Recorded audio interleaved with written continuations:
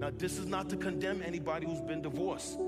If you remarried and you had sex with your new wife, the crowd, it's plural. I say to you, Pharisees, to my disciples, to the crowd, I say to all of you, whoever divorces his wife except for sexual immorality and marries another commits adultery. Now, this is not to condemn anybody who's been divorced. If you remarried and you had sex with your new wife, the Lord forgives you for that. You got to move on. But what the Lord is doing right here is addressing, now listen to me carefully, the immediate circumstance of the question he was asked. This is important for you to understand this as growing theologians, because what he does not address here is all the reasons why people might be in a divorce. He's not talking about like what Paul would give us when you an unbelieving spouse abandons, or if a person or woman is in an abusive relationship and in danger for her life, and for some reason she gets a divorce to save her life and then begs God for forgiveness. Like, he's not addressing all the other issues that may cause people to divorce. What he's doing right here is addressing the immediate circumstance, saying to me, these Pharisees, the crowd, his disciples, listen to me, all of you, y'all arguing about all these frivolous divorces.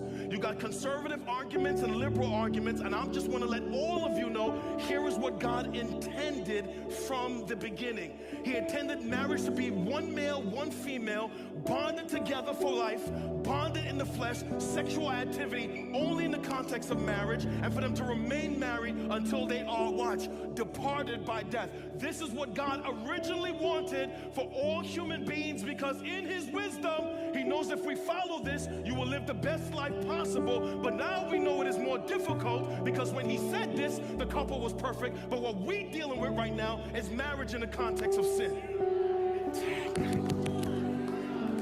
So for us, we know that this is more difficult.